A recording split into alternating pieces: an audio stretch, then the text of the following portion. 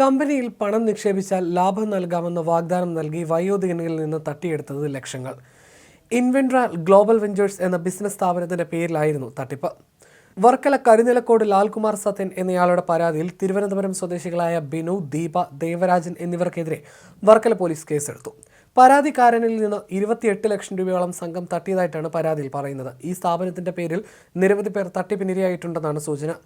ബിനു, ഭാര്യ ദീപ, സ്ഥാപനത്തിന്റെ managing director J Devaraj എന്നിവർക്കെതിരെയാണ് പോലീസ് കേസ് രജിസ്റ്റർ ചെയ്തിരിക്കുന്നത്. ഭാരതീയ ന്യായ സംഹിതയിലെ 318(4), 3(5) വകുപ്പുകൾ പ്രകാരമാണ് കേസെടുത്തിരിക്കുന്നത്. 2019 ഇൻഷുറൻസ് കമ്പനി ഏജന്റാണെന്ന പേരിൽ ദീപയും ഭർത്താവായ ബിനുവും പരാതിക്കാരനെ സമീപിച്ചു. പിന്നീട് പലതവണ വീട് സന്ദർശിച്ച ഇവർ പരാതിക്കാരന്റെ കുടുംബവുമായി അടുത്ത സൗഹൃദം സൃഷ്ടിച്ചു. ശേഷം റിയൽ എസ്റ്റേറ്റ് ഉൾപ്പെടെ നിരവധി സംരംഭങ്ങൾ നടത്തി വരുന്നതായും തങ്ങളുടെ സംരംഭങ്ങളിൽ പണം നിക്ഷേപിച്ചാൽ ഇരട്ടി ലാഭമുണ്ടാക്കി നൽകാമെന്നും വാഗ്ദാനം നൽകിയായിരുന്നു. 1 ലക്ഷം രൂപ 60 ആഴ്ചത്തേക്ക് നിക്ഷേപിച്ചാൽ 3.5% പലിശയും മുതലും നൽകുമെന്നായിരുന്നു വാഗ്ദാനം. ആഴ്ചതോറും ഈ ലാഭം നൽകാമെന്നും പ്രതികൾ പരാതിക്കാരെ പറഞ്ഞ് വിശ്വസിപ്പിക്കുകയായിരുന്നു. നിരവധി പേരെ ഇവർ ഇത്തരത്തിൽ തട്ടിപ്പിനിരയാക്കിയിട്ടുണ്ട്.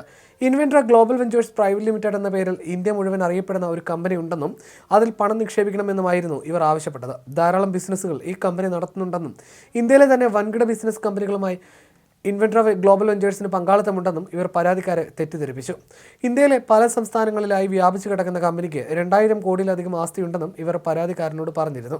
എന്നാൽ പണം നിക്ഷേപിച്ച് മാസങ്ങൾ കഴിഞ്ഞിട്ടും ലാഭം ലഭിക്കാതായതോടെ പരാതിക്കാരൻ കമ്പനിയുമായി ബന്ധപ്പെട്ടു. എന്നാൽ കോവിഡ് കാരണമുണ്ടായ ലോക്ക്ഡൌൺ ബിസിനസിനെ ബാധിച്ചതായും കമ്പനിക്ക് തുകകൾ ലഭിക്കാനുണ്ടെന്നും ഇവർ പരാതിക്കാരനോട് പറഞ്ഞു. തുടർന്ന് ലോക്ക്ഡൌൺ കഴിഞ്ഞതിനു ശേഷവും ഓരോ കാരണങ്ങൾ പറഞ്ഞ് പ്രതികൾ പരാതിക്കാരനെ കബളിപ്പിക്കുകയായിരുന്നു.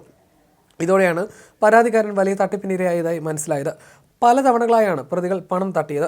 ബാങ്ക് അക്കൗണ്ടിൽ പണമില്ലാത്തതിനാൽ ഗ്യാരണ്ടിയായി നൽകിയ ചെക്കുകളും അടങ്ങിയതോടെയാണ് തട്ടിപ്പിനിരയായ ആൾ പോലീസിൽ പരാതി നൽകിയത്.